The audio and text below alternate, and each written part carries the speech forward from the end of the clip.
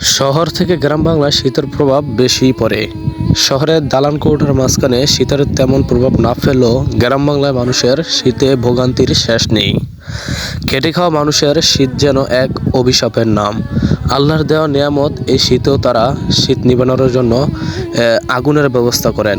আগুনই হচ্ছে তাদের সম্বল, কম্বল। যতই সন্ধ্যা হতে থাকে শীতের প্রভাব ঠিক ততই বেড়ে যায়। গ্রাম বাংলায় শীত খুব একটি ভয়ানক জিনিস। তাই তো আমাদের এই জায়গায় হৃদয় কাকা, তিনি শরীয়তপুর জেলার কৃতি সন্তান। তিনি এই জায়গায় প্রতিদিন সন্ধ্যার সময় আগুনের ব্যবস্থা করেন। আর এই আগুন থেকেই তা নিয়ে আমরা অনেকেই আমাদের শীতের কিছুটা প্রভাব নিয়ন্ত্রণ করি।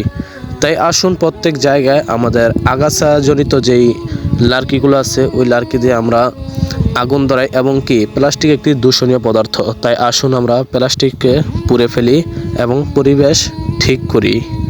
শরীয়তপুর জেলার অন্যতম বৈশিষ্ট্য হচ্ছে শীতে আগুন ধরানো।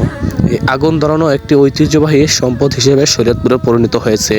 শরীয়তপুরের মানুষ এই আগুন থেকেই তাপ নিয়ে তাদের শীতের কিছুটা ভোগান্তি কমায়, এবং কি আমাদের যারা সাধারণ মানুষ আসে তারা এই আগুনের মাধ্যমেই আমাদের শরীরের উষ্ণতা দূর করি। শীতের জ্বালা পঞ্চগড়ের মতো আমাদের শরীয়তপুর জেলায় এই ঐতিহ্যটি এখনও প্রবাহমান। তাই আসুন এই শীতে আমরা সবার পাশে দাঁড়াই, পাশে থাকি। শরীয়তপুর থেকে শিপন ভূঁইয়া, ডেস্ক রিপোর্ট।